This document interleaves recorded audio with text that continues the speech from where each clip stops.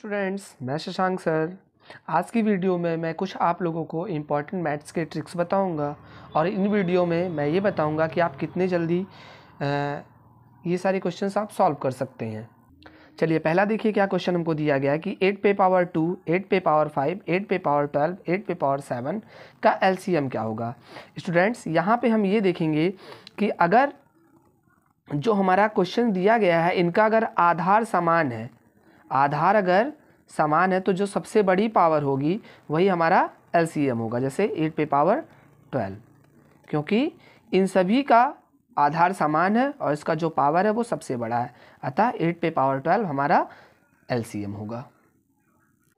Students, अगला question देखा जाए 7 पे पावर -1, 7 पे पावर -10, 7 पे पावर 3 एंड 7 पे पावर -11 का एलसीएम क्या होगा। तो पिछली प्रश्न की ही तरह हम इस क्वेश्चन को भी करेंगे।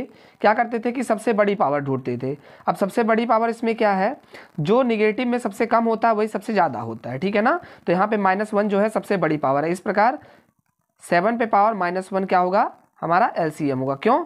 क्योंकि इनके सभी जो आधार हैं वो सभी समान है, ठीक है। और पावर सबसे बड़ी पावर जो है वो -1 है। इस प्रकार ये जो हमारे टर्म्स दिए गए इनका एलसीएम जो होगा वो 7 पे पावर -1 होगा। 5 का एलसीएम क्या होगा। तो इस क्वेश्चन को करने से पहले हमको कुछ रूल्स के बारे में पता होना चाहिए। इसमें दिया गया है कि भिन्नों का एलसीएम निकालने के लिए हम क्या करते हैं, जितने भी अंश के नंबर्स होते हैं उनका एलसीएम ले लेते हैं और जितने भी हर के नंबर्स होते हैं उनका हम एचसीएफ लेते हैं। ये काम हम तब करते हैं जब हमको एलसीएम लेना होता है। इवन अगर हमको एचसीएफ लेना होता है तो जितने भी न्यूमरेटर्स के नंबर या अंश के नंबर होते हैं उनका हम एचसीएफ लेते हैं और जितने भी डिनोमिनेटर या फिर हर के नंबर होते हैं उनका हम एलसीएम लेते हैं। तो यहाँ पे हमको एलसीएम निकालना है तो हमको इस वाले फॉर्मूले का यूज़ करना पड़ता है। तो आइए देखते हैं हम इस क्वेश्चन को कैसे करते हैं। अब यहाँ पे क्या दिया है, अंशों का एलसीएम। अंशों का एलसीएम मतलब कि 2, 3 और 6 का जो एलसीएम होगा वो 6 हो जाएगा। बाकी हरों का एचसीएफ 5, 10 और 15, 5 और 10, 15 में 5 इसका एचसीएफ हो जाएगा। तो हमारा जो आंसर होगा वो 6/5 आंसर हो जाएगा। अगर आप एलसीएम और एचसीएफ नहीं निकालना चाहते तो मैं आपको बता देता हूँ कि ये कैसे निकाला जाता है। जैसे आपको 2, 3 और 6 दिया है तो 2 1 कम 2 और ये 3 और 2 3 6 और ये 3। तो इस प्रकार इन दोनों का मल्टीप्लाई करेंगे तो हमारा एलसीएम फाइंड आउट हो जाएगा। उसके बाद क्या होता है 5, इसका हम फैक्टराइजेशन करेंगे। 1 गुणे 5 10, 1 गुणे 2 गुणे 5 और 15, ये हो जाएगा 1 गुणे 3 गुणे 5। तो इन तीनों में से जो कॉमन होता है वही इसका एचसीएफ कहलाता है। तो एचसीएफ कितना आया, 5 आ गया। इस प्रकार हमारा 6/5 इसका इस दिए गए फ्रैक्शन का या भिन्न का एलसीएम होगा। स्टूडेंट्स, अगला प्रश्न है हमारा कि 2/3, 4/9 और 5/6 का एलसीएम क्या होगा। तो पिछली क्वेश्चन की तरह हम इस क्वेश्चन को भी करेंगे। क्या करेंगे, एलसीएम निकालने के लिए हमको ऊपर दिए गए नंबर्स का एलसीएम और नीचे दिए गए नंबर्स का एचसीएफ निकालना होता है। तो 2, 4 और 5 का एलसीएम क्या होगा, 2, 4 और 5 का। तो 2, 4 का ये आ जाएगा 1, ये 2 और ये 5, फिर 2 तो ये आएगा 1, 1 और ये 5 और ये 5 से कट जाएगा। इसका मतलब क्या हो गया कि 2, 4 और 5 का एलसीएम 2 दूना 4, 4 पंजे 20, 2, 4 और 5 का एलसीएम 20 हो जाएगा। अब हम हर में दिए गए नंबर्स का एचसीएफ निकालते हैं। तो 3, 9 और 6, 1, 3 और 2। तो यही एक ऐसी नंबर है जो इन तीनों नंबर्स को काट रही है। इस प्रकार जो एचसीएफ हो गया वो इसका 3, 9 और 6 का एचसीएफ आपका 3 हो गया। तो एलसीएम क्या हो जाएगा, एलसीएम हो जाएगा 20/3। दोस्तों, अगला प्रश्न हमारा 4/5, 20/3, 5/7 का एचसीएफ क्या होगा। तो हमको करना क्या है कि जब हम एचसीएफ निकालेंगे तो जो हमारे नंबर्स अंश में दिए गए हैं इनका हमको एचसीएफ और जो हर में दिए गए हैं इनका हमको एलसीएफ निकालना पड़ेगा। तो आइए इस क्वेश्चन को देखते हैं। करना क्या है, ऊपर वाले नंबर्स का हम एचसीएफ निकालते हैं। अब कौन सा ऐसा नंबर है जो इन सभी नंबर्स को डिवाइड कर दे, तो वो नंबर है हमारा 1, ठीक है। अब 5, 3 और 7 ऐसा कौन सा नंबर है जिसमें इन तीनों नंबर्स का, ऐसा कौन सा नंबर है जिसमें इन तीनों नंबर्स का मल्टीपल हो वो, तो वो होगा हमारा 105 हो जाएगा। ठीक है स्टूडेंट्स, और यही हमारा HCF होगा। स्टूडेंट्स अगला क्वेश्चन है हमारा 2/4, 5/6, 7/2 के व्युत्क्रमों का HCF क्या होगा। तो पहले हम क्या करते हैं, जो नंबर्स हमको दिए गए हैं इनका हम व्युत्क्रम लिख लेते हैं। तो 2/4 का व्युत्क्रम हो जाएगा 4/2, 5/6 का 6/5 और 7/2 का व्युत्क्रम 2/7। अब क्या करना है हमको, इनका HCF फाइंड आउट करना है। तो HCF निकालने के लिए हम ऐसा नंबर देखेंगे। HCF निकाला कैसे जाता पहले ये जान लेते हैं। तो HCF इज इक्वल टू हो जाएगा ऊपर वाले नंबर्स का HCF और नीचे वाले नंबर्स का LCM। ठीक है, तो 4, 2 और 6, 4, 6 और 2 को ऐसा कौन सा नंबर है जो पूरी तरीके से डिवाइड कर देगा, तो वो नंबर है 2। तो यहाँ पे 2 लिख लेंगे। बाकी नीचे 5, 2 और 7 को किस नंबर में हम डिवाइड करते कि पूरी तरीके से वो काट दे हमको, तो वो नंबर होगा हमारा 70। ठीक है, अगर आप ऐसा नहीं समझ पा रहे तो मैं इसको नीचे वाले का एलसीएम लेकर के भी दिखा रहा हूं। 5, 2, 7। तो पहले स्मॉलेस्ट नंबर से तो ये आ जाएगा 5 और ये हो जाएगा 1 और ये हो जाएगा 7। फिर उससे बड़े नंबर तो 1, 1, 7। फिर उससे बड़ा नंबर तो ये आ जाएगा हमारा। तो इस प्रकार 5 2 जा 10 एंड 10 7 जा 70। तो हमने यही 70 यहाँ पे राइट किया था। आई होप स्टूडेंट्स आपको ये समझ में आ रहा होगा। स्टूडेंट्स अगला प्रश्न है हमारा कि दो संख्याओं का गुणनफल 1200 है तथा उनका HCF 60 है, तो उनका LCM क्या होगा। देखिए स्टूडेंट्स, हम लोग जानते हैं कि ऐसे प्रश्न को करने के लिए एक फॉर्मूला होता है, पहली संख्या गुणे दूसरी संख्या बराबर HCF गुणे LCM। अब यहाँ पे हमको क्या कह रहा है कि दो संख्याओं का गुणनफल हमको दिया है, तो इन दोनों संख्याओं का गुणनफल हमको 1200 दे दिया है।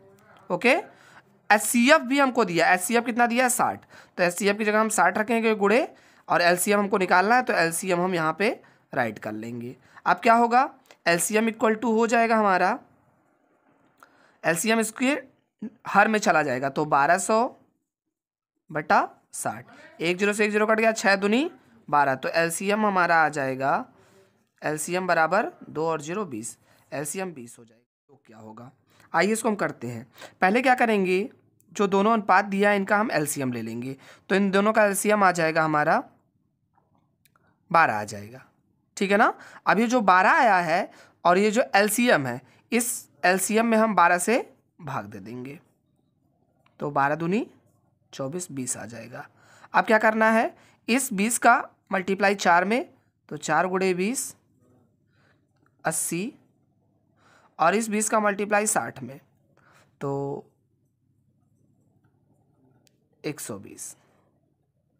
ठीक है, इन दोनों को हम ऐड कर लेंगे क्योंकि यहाँ पे योग पूछ रहा हमसे, तो आ जाएगा 200। यही इसका आंसर होगा। नेक्स्ट क्वेश्चन है कि दो संख्याओं का अनुपात 4:5 है और उनका HCF 10 है, तो उनका LCM क्या होगा। हमको करना क्या है, हमको अनुपात दिया है 4:5। अब ये जो नंबर है आपका 10, इसको किन्हीं इन दोनों में से किसी एक के साथ मल्टीप्लाई कर दीजिए। हम इसके साथ मल्टीप्लाई कर देते हैं 10 का, तो कितना आएगा 40 आ जाएगा। अब इस 40 का मल्टीप्लाई इस नंबर के साथ कर दीजिए, तो 40 गुणे 5 बराबर 200। इसका जो आंसर होगा वो 200 आएगा। स्टूडेंट्स अगला प्रश्न है कि यदि तीन संख्याएं 3:4:5 के अनुपात में हैं और उनका HCF 10 है, तो उनका LCM क्या होगा। पिछले क्वेश्चन की तरह हम इसको भी करेंगे। इस 10 का मल्टीप्लाई जो हमको रेशियो दिया है 3:4:5, और जो हमको HCF दिया इसका मल्टीप्लाई इस तीनों में करना है। 10 से मल्टीप्लाई इसमें भी, 10 से मल्टीप्लाई 4 में, 10 से मल्टीप्लाई 5 में, तो हमारा जो आंसर होगा ये हो जाएगा 30, ये हो जाएगा 40 और ये हो जाएगा 50। ओके, फिर क्या करना है, हमको ऐसा नंबर ढूंढना है जो इन तीनों को काट दे। तो नंबर है हमारा 10, तो क्या होगा 10 × 30, 10 × 4 40 और 10 × 5 50, ठीक है ना। इस 10 को हमको कॉमन ले लेना है। फिर इन तीनों का आपस में मल्टीप्लाई, 3 चौके 12 और 12 पंजे 60, तो 10 गुणे हो जाएगा 60 और 60 इंटू, तो ये 600 इसका आंसर होगा। आई होप स्टूडेंट्स आपको बहुत अच्छी तरीके से इसको समझ में आया होगा। एक बार पुनः मैं इसको रिपीट कर देता हूँ कि यदि तीन संख्याओं का अनुपात 3:4:5 के अनुपात में है और उनका एचसीएफ 10 है, तो उनका एलसीएम क्या होगा। करना क्या है, बस यही जो नंबर्स हैं इन नंबर्स को राइट करना और जो आपका एचसीएफ है इस एचसीएफ से तीनों नंबर्स में मल्टीप्लाई करना है। जो नंबर आएंगे अगर उनमें से कुछ भी चीज़ें कॉमन निकलती हैं, कोई ऐसा नंबर जो इन तीनों नंबर्स को डिवाइड कर देता है उसको हम आगे लिख लेंगे। बाकी उनको डिवाइड करने पे जैसे 10 या 30, 10 चौके 40, 10 पचे 50, अब इन नंबर्स को हमको ऐड करके इस 10 से मल्टीप्लाई कर देना है और आपस में मल्टीप्लाई करने पे जो आएगा वही उसका आंसर हो जाएगा। अगला क्वेश्चन है स्टूडेंट्स कि वह लघुत्तम मतलब छोटी से छोटी संख्या बताइए जिसको 6, 9, 12, 15 और 8 से विभाजित करने पे भाग देने पे क्या करना है, शेषफल जो है वो 2 बचता हो। तो बहुत ही आसान क्वेश्चन है। यहाँ पे हम लिखेंगे 6, 9, 12, 15 और 18। अब इनमें से हम ये देखेंगे कि कौन कौन सा नंबर, ऐसा कौन सा नंबर है जो इन्हीं में से इन नंबर्स को पूरी तरीके से डिवाइड करता है। तो वो होता है 6। जैसे 6 18 को काट रहा है, 6 त्रिके 18, तो इस नंबर को हम क्या कर देंगे, इस नंबर को हम निग्लेक्ट कर देंगे। या 6 12 को भी काटता तो 6 दूनी 12। उसके बाद क्या है 9, 9 18 को भी काट रहा तो 9 को भी हम निग्लेक्ट कर देंगे। अब हमारे पास बचा 12, 15 और 18। अब हम पहले इन दोनों नंबर्स को ले लेते हैं। अब इन दोनों नंबर्स में से देखते हैं कि क्या कोई ऐसा नंबर है जो इन दोनों को पूरी तरीके से काटता है। तो यस, वो नंबर है हमारा 3।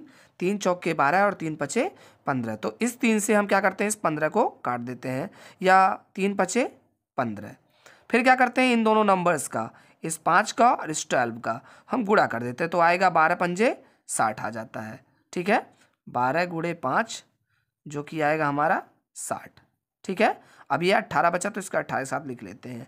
अब क्या कोई ऐसा नंबर है जो 18 और 60 को काटता है। तो यस स्टूडेंट, वो नंबर है हमारा 6। ठीक है ना, 6 दहिया में 60।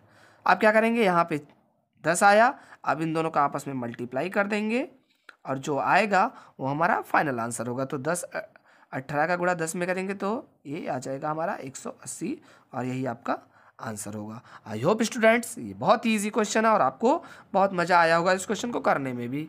स्टूडेंट्स अगला क्वेश्चन देखेंगे कि वह सबसे छोटी संख्या जिसे 16, 18 तथा 12 से भाग देने पर शेषफल क्रमशः 3, 5 और 8 रहता है। तो यहाँ पे क्या कह रहा है कि हमको एक ऐसा नंबर फाइंड आउट करना है जिसमें अगर हम 16 से भाग दे तो 3, 18 से भाग दे तो 5 और 21 से भाग दे तो 8 आए। ठीक है, तो यहाँ पे हम क्या करेंगे, एक चीज़ हम देख लेते हैं, ये जो 16, 18 और 21 दिया है, इनमें से जो हमारे शेषफल इनको घटाने पे क्या आ रहा है, 3, 5 और 8। इनमें से जब हम इसको घटाएंगे तो हमको 13 मिलेगा, 13 मिलेगा, 13 मिलेगा।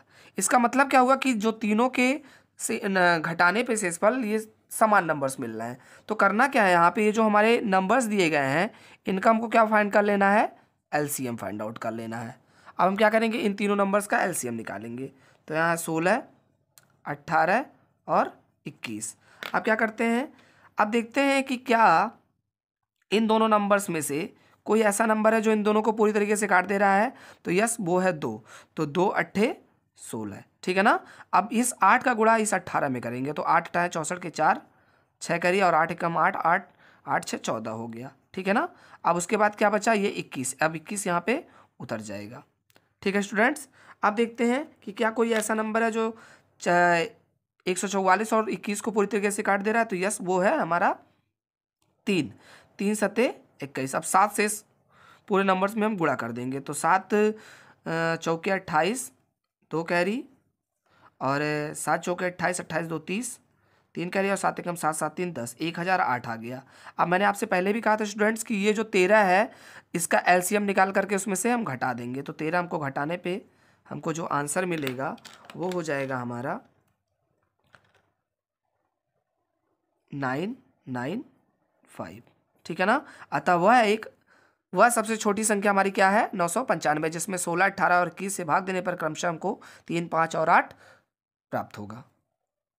आई होप स्टूडेंट्स मेरे द्वारा समझाए गए जितने भी टॉपिक्स हैं आपको पसंद आ रहे हैं। तो अगर आपको पसंद आ रहा है स्टूडेंट्स तो प्लीज़ मेरे चैनल को लाइक शेयर सब्सक्राइब जरूर करें। धन्यवाद स्टूडेंट्स।